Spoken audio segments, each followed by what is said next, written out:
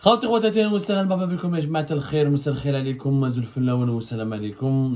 vous allez bien parce que là, je ne vais pas bien du tout. Je ne vais pas bien du tout parce qu'un chiffre résume à lui seul la situation totalement absurde dans laquelle nous évoluons en Algérie. Un chiffre. Vous savez que nous allons organiser les élections présidentielles bientôt. Les élections présidentielles qui étaient prévues entre novembre et décembre 2024 vont être organisées de façon anticipée, dans des circonstances totalement troublantes, incompréhensibles. Les arguments qui ont été présentés par les autorités algériennes pour avancer le calendrier électoral n'ont convaincu personne, ni en Algérie, ni aucune autre personne à travers le monde. Les élections vont finir par avoir lieu normalement le 7 septembre 2024. Et est-ce que vous savez un chiffre, tenez-vous bien, combien elles vont nous coûter, combien va nous coûter ce scrutin présidentiel? Combien cette élection présidentielle va nous coûter? On me dit élection ou la désélection, ça dépend ce qu'il y a un ou deux tours. En tout cas, les élections vont nous coûter l'équivalent de 330 millions de dollars. L'équivalent de 330 millions de dollars. Ce qui fera des élections présidentielles en Algérie parmi les élections les plus chères en Afrique et les plus chères au monde. Les plus coûteuses. On va dire, enfin, pas plus chères, les plus coûteuses. Pour être encore plus précis. Effectivement, nous avons pu confirmer via Algérie Part au cours de notre enquête, où nous avons consulté des documents internes au sein du ministère des Finances, qu'un budget de 45 milliards de dinars, qui est l'équivalent de 330 millions de dollars, a été préparé, élaboré et déjà affecté et dédié pour l'organisation de l'élection présidentielle de 2024. Donc les élections présidentielles vont nous coûter l'équivalent de 300 millions de dollars. C'est encore peut-être même plus, puisque l'autorité nationale indépendante des élections, elle a d'ores et déjà bénéficié en 2024 d'un budget de 10 milliards de dinars. 10 milliards de dinars, 10 milliards de dinars, c'est l'équivalent de 74 millions de dollars. Déjà, l'autorité nationale de l'organisation des élections, l'autorité nationale indépendante des élections. Plus, donc, 400 millions de dollars. En plus de ces 45 000, ça fait le tout, ça fait des dépenses de 55 milliards de dinars. 55 milliards de dinars, c'est l'équivalent de 410 millions de dollars. C'est énorme, c'est beaucoup d'argent. Je vous assure que c'est les élections parmi les plus coûteuses et les plus chères du monde. Pour que vous savez, ça va vous choquer. Est-ce que vous savez que les élections présidentielles en Algérie sont plus chères et plus coûteuses que les élections présidentielles en France? Comme en France, les élections présidentielles de 2022, elle a coûté à la France 233 millions d'euros. En dollars, 250, même pas 260 millions de dollars. En 2017, les élections présidentielles françaises ont coûté, dans leur organisation, l'équivalent de 201 millions d'euros. Donc les élections présidentielles de 2024 en Algérie seront plus coûteuses et plus chères que les deux dernières élections présidentielles en France. Et il faut se poser des questions. Est-ce que réellement c'est justifié d'accorder autant d'argent à une élection présidentielle en Algérie où pour le moment il n'y a pas de débat, il n'y a pas de candidat déclaré, il n'y a pas d'animation politique, il n'y a pas de discussion, il n'y a pas de confrontation des idées et des programmes. Habsa. Aujourd'hui, personne ne parle des élections. Quand l'Algérie part avec le programme Moi Président. Peut-être officiellement, de candidat déclaré, mais je fais son programme, ce qu'elle a envie de faire, même si elle a parlé des détenus politiques, qu'elle va les libérer. Omar Aït Mokhtar, un Algérien établi à l'étranger. Belkacem Salhen, un politique, je veux participer aux élections. Ou Louisa Hanoun, c'est son parti qui va participer aux élections. Ni plus ni moins. L'Ukraine, ni Mokri, ni Sofiane Djilali, personne n'a parlé, encore une fois, des élections, de leur programme, de leur projet, de qu'est-ce qu'ils ont envie de faire. Il n'y a pas de polémique, il n'y a pas de, comment vous expliquer? Il n'y a pas d'animation. Il n'y a absolument aucune animation. Il n'y a pas d'animation. Rana Aïchin, Hagdek Bark. Rana Aïchin, comment vous expliquer? Rana Aïchin, comme si le pays n'allait même pas connaître, ou n'allait même pas vivre, ou n'allait même pas subir, ou n'allait même pas organiser une élection présidentielle. C'est un non-événement. Pour le moment, c'est un événement qui ne mobilise personne. Tout le monde croit qu'Abdelmajid Tebboune va faire un deuxième mandat, que le deuxième mandat va passer comme une lettre à la poste, qu'il n'y aura pas de candidat solide, qu'il n'y aura pas un taux de participation élevé. La campagne électorale se déroulera pendant le mois d'août, essentiellement.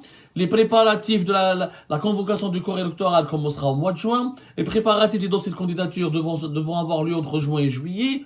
Mais pour le moment, ni manifestation, ni meeting, ni pour l'opposition, ni critique, ni remise en cause, ni débat, ni même pas de polémique. Pourquoi on va jeter ainsi par la fenêtre, par les fenêtres, plus de 300 millions, jusqu'à même 400 millions de dollars, quand on comptabilise le fonctionnement lui-même, parce qu'il y a le budget de fonctionnement de l'autorité nationale des élections, qui est un budget à part, parce que l'autorité des nationales indépendantes des élections, elle a des sièges, elle a des contrôleurs, elle a des fonctionnaires, elle a des frais de fonctionnement. Et les élections, il faut des frais, il faut de l'argent. Il faut des bureaux de vote, il faut des agents, il faut des policiers pour les surveiller, il faut la nourriture, il faut mobiliser des centres, il faut des imprimés, il faut des candidats, les candidats doivent faire campagne, il faut louer des salles, il faut leur donner des indemnisations, leur donner quelques subventions. Tout ça, c'est de l'argent. Et c'est extrêmement cher. Et personne n'arrive à comprendre comment en Algérie, les élections coûtent plus cher que la France. L'Algérie, c'est un pays plus vaste, où on a les nomades, où on a les déserts, où on a les plaines. Oui, mais je fais le nombre des électeurs. En Algérie, le nombre des électeurs et les gens qui sont appelés à voter sont entre 24 millions, entre 23 et 24 millions. En France, on est plus de 48 millions. Donc, c'est pas la même chose. Comment se fait-il que le corps électoral en Algérie, il est moins important qu'en France, et pourtant, qu'il y a 45 millions de Français qui sont inscrits sur les listes électorales. Alors qu'en Algérie, il y a même pas 26 millions. Le corps électoral en Algérie, les derniers chiffres actualisés de l'autorité nationale indépendante des élections, il parle d'un chiffre de 24 millions à peu près. Voilà, plus de 23 millions d'électeurs. Le dernier chiffre qui a été annoncé en 2021, plus de 23 millions et quelques, 23,7. Même pas 24 millions d'électeurs. Alors qu'en France, nous avons 45 millions et demi d'électeurs. Et pourtant, en France, les élections présidentielles coûtent moins cher que les élections présidentielles en Algérie. Il y a un problème. D'abord, c'est très coûteux. Qui a calculé ce coût? Qui a donné ce budget? Sur quelle base? Sur quels critères on a établi, il faut plus de 330 millions, jusqu'à même 400 millions de dollars pour organiser des élections présidentielles en Algérie? Personne ne répond, personne ne le dit. Il y a des drames تاع الدولة ولا دراهم تاعهم. شو دراهم شحيحة تاع باباهم ولا تاع يماهم. Genre c'est une tirelire que leur a légué leurs parents. Ils utilisent l'argent du pays comme ils veulent. Et je mets à 400 millions de dollars, comment est-ce qu'on fait? On fait une belle autoroute de plus de presque 300 km. On fait 2 grands hôpitaux. On peut acheter 4 avions flambant neufs pour développer le transport aérien. On peut acheter des centaines, voire des milliers de bus pour désenclaver le pays, développer le transport scolaire. On peut créer des centaines d'écoles. On peut créer des dizaines de lycées. On peut créer plusieurs, on peut même construire plusieurs universités.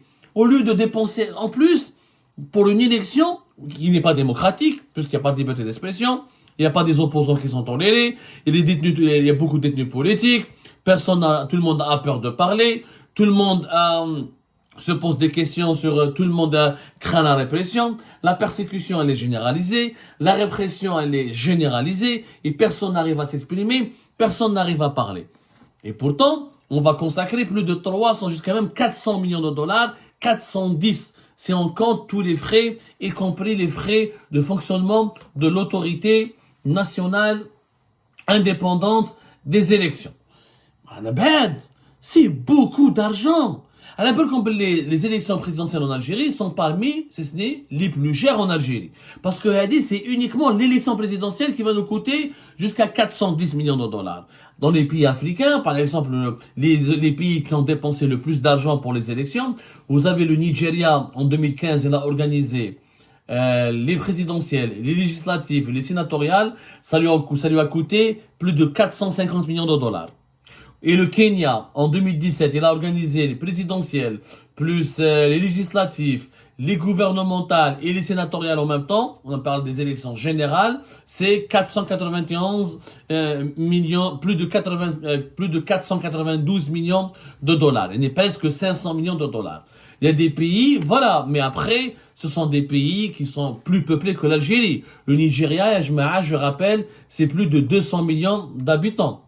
Le Kenya, c'est aussi plus peuplé que l'Algérie, c'est 54 millions d'habitants. Donc c'est des pays et c'est des pays beaucoup plus pauvres, ils ont moins d'infrastructures, peut-être qu'organiser des élections pour eux, ça demande de construire des infrastructures et de mobiliser. Mais Hadou, c'est des pays qui ont organisé plusieurs élections. Hna, c'est uniquement l'élection présidentielle. Uniquement l'élection présidentielle, ça va nous coûter l'équivalent de presque 410 millions de dollars. C'est énormissime. C'est beaucoup d'argent. C'est plus que la France, c'est plus que beaucoup de pays africains. On a des chiffres sur les autres. Il y a les élections les plus chères, c'était en Côte d'Ivoire en 2010, c'était presque 300 millions de dollars. Mais l'Algérie est en train de battre tous les records. Pour une élection, où il n'y a même pas de démocratie. Le Canada a une alternance démocratique. Le Canada a un nouveau président qui peut travailler, qui peut résoudre les problèmes du pays, qui peut redresser le pays. Le Canada a un débat démocratique, une concurrence, une compétition entre les programmes, entre les visions pour l'avenir du pays, entre les différentes idéologies. S'il y avait une véritable compétition, il y a une véritable, une course pour les idées, pour obtenir les voix. Mais qu'est-ce que vous dites?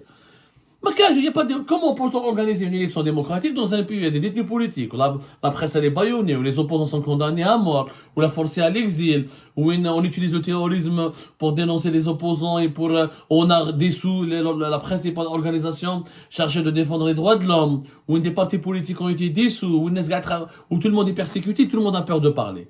Je vois pas l'intérêt d'organiser des élections si c'est comme ça. Si le pouvoir veut absolument reconduire Abdelmajid Tebboune, faites-le. Nous voulons annuler les élections, c'est mieux. On va économiser les 400 millions de dollars. Ou la vérité, la khsara. Khsara 400 millions de dollars. Nous avons des hôpitaux, des logements. C'est des milliers de logements. C'est voir des dizaines de milliers de logements, 400 millions de dollars. C'est des dizaines de milliers de logements. C'est, encore une fois, 2 à 3 hôpitaux. On peut même faire un grand hôpital, le plus grand d'Afrique, pour les cancéreux, pour les maladies dangereuses. Oui, les Algériens crèvent, meurent, parce qu'il n'y a pas accès aux médicaments, parce qu'il n'y a pas accès aux traitements élémentaires. C'est une centaine, c'est une autoroute ou des centaines de kilomètres de routes qui sont bien faites. Alors que nous avons un grand territoire où il y a encore des routes qui sont défoncées, notamment dans les villages de l'intérieur du pays. Donc on peut construire, on peut les investir dans les énergies renouvelables pour diversifier notre production d'électricité. On peut les investir dans la production de poissons, de viande, dans la production de lait, où nous dépendons extrêmement de l'étranger pour se nourrir. Mais on ne dépense pas. Franchement, je trouve scandaleux qu'on va dépenser plus de 400 millions de dollars pour une élection présidentielle où il n'y a pas d'enjeu, où il n'y a pas de suspense, où il n'y a pas de polémique, où il n'y a pas de débat, où il n'y a pas de compétition. C'est extrêmement grave.